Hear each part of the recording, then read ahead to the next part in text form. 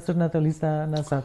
Гледайте, ова ми говори дека и ДУИ, но и генерално, сега прв пат генерализирам, албанскиот политички фактор се служи со закани и насилие за да дојде до остварување на своите политички интереси. Ништо не е различна изјавата од ДУИ за војна до она Касами уличката што ја направи со чисто албански символи во Тетово и неговите изјави дека ова треба да биде трета албанска држава. Ја не можам да видам разлика меѓу Влем или ДУИ, или нивната коалиција. Они знаат дека кога ќе дигнат глас, кога ќе ги покажат автоматските пушки, може да дојдат до тоа да освојуваат или права или територија. Затоа требаше 97 да не слушаат. Или да не слуша те сите.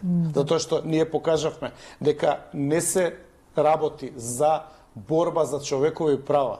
Туку се работи за наметнување на сила на став и за освојување на територии. Тоа беше всушност и 2001 година. И намерно пак ја изместувам оската од денешното прашање. Затоа што ние мора да видиме од каде тргна ова.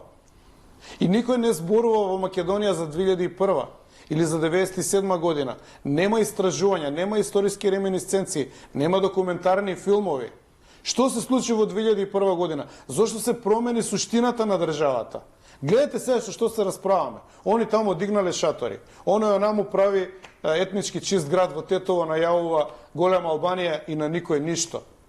И сега ние дебатираме дали некој член. Гледате, македонците треба да се запрашаат кои се црвените линии и каде треба да се каже доста.